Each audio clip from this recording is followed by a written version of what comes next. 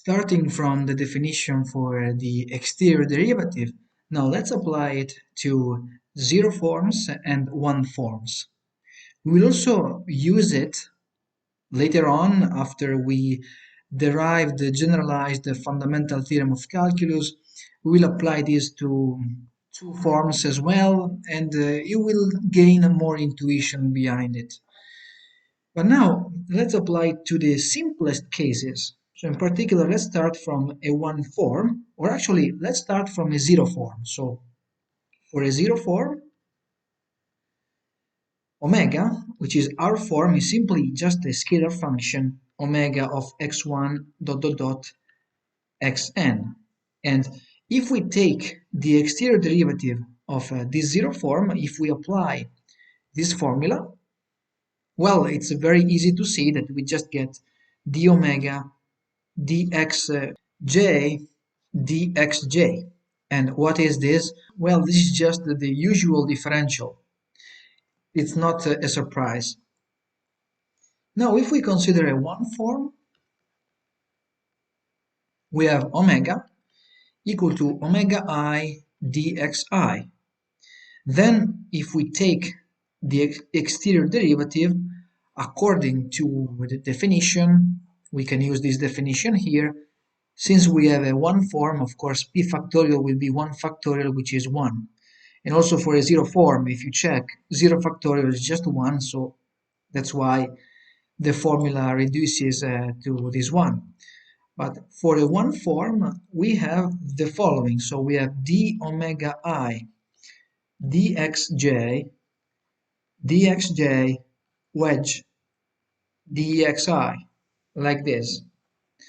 Now, if we want to apply this to two dimensions, so assuming that we are in two dimensions, 2D, it means that the two indices I and j can be either 1 or 2.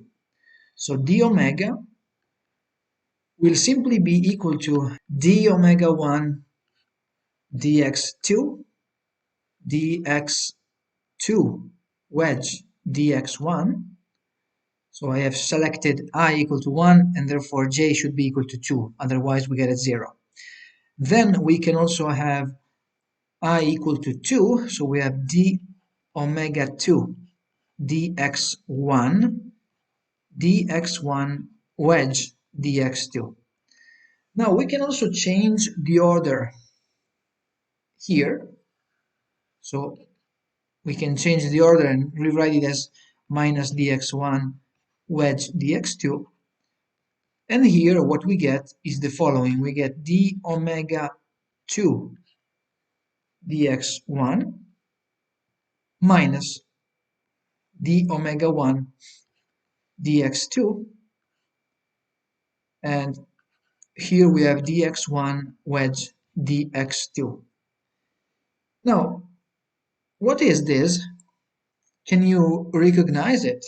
Well, this is the curl in two dimensions. So in particular, the curl that we can denote like this, we have the gradient cross product omega. Well, it is just given by the partial derivative with respect to the first variable, the partial derivative with respect to the second variable. Then we have omega 1, omega 2. And here we have k. In particular, this is just the vector along the unit vector along z, and this represents a surface. So in particular, this represents a surface, an infinitesimal surface that we can denote ds on the xy plane. So we can call it ds xy, and then this surface is actually oriented. So it has an orientation.